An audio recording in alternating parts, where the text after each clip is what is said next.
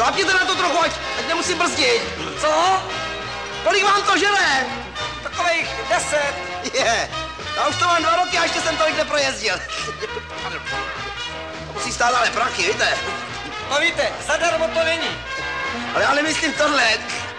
Slečna! Teď jsem snad tolik neřekl, no. 2 roky jezdím bez nehod, s větrem se honím o závod.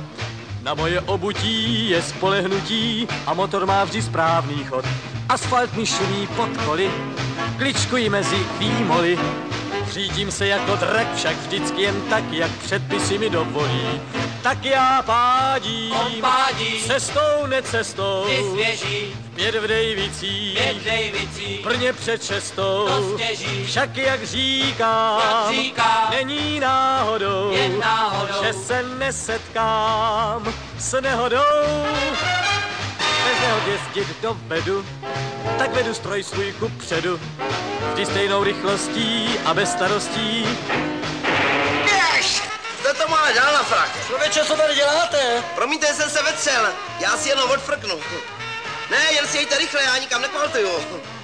Já tuhletu písničku tu znám, zpívá výborně ten Cortez. A pen! Tak vám děkuju za svezení, pane Adam. Tak já pádím, cestou, necestou, pět v Dejvicích, Brně před 6.